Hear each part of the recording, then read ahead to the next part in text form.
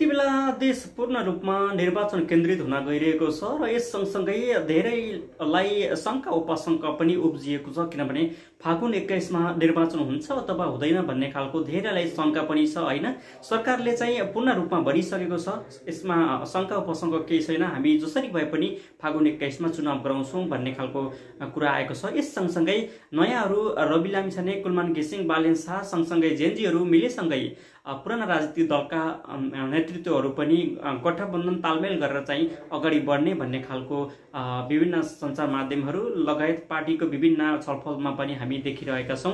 र यसले के देखाउँछ भन्दाखेरि फागुन 21 को चुनाव एक मामुली चुनाव नभएर वार की पारको चुनाव हुन गइरहेको छ। किनभने यतातिर आम धेरै जनताले चाहिँ के सोचिराखन् त भन्दाखेरि नयाँले एकपटक नेतृत्व गरिदिए हुन्थ्यो भन्ने खालको छ भने उतातिर के छ भन्दाखेरि पुरानो राजनीतिक दलहरूले चाहिँ गठबन्धन गरेर भए पनि यो पटक हामीले चाहिँ सरकारको नेतृत्व गर्नुपर्छ भन्ने छ भने अर्कोतिर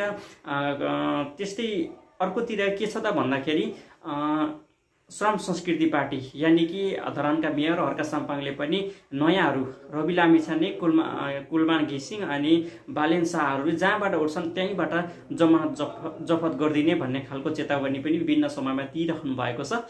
यसले गर्दाखेरि अब आशा गरौँ हैन, जनताको म्यान्डेट हो, हामीले पनि आकलन गर्न सक्ने अवस्था छैन। आम जनताले कसलाई चाहिँ अलिकति बढी म्यान्डेट दिनुहुन्छ त्यो अनुसार भर पर्ने गर्दछ।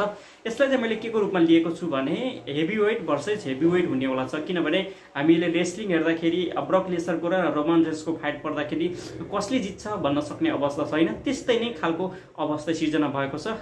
आशा गरौँ नयाँहरूले नै यो पटक म्यान्डेट लिएर सरकार चलाओस् भन्ने सबैजनाको चाहना छ र यो नयाँहरूले नेतृत्व गर्दाखेरि तपाईँ हामी सबैलाई नै राम्रो हुन्छ जस्तो मलाई लागिरहेको छ। त्यो भएको हुनाले सबैजनाले साथ सपोर्ट गरौँ। हेरौँ बाँकी कुरा फागुन 21 पछि।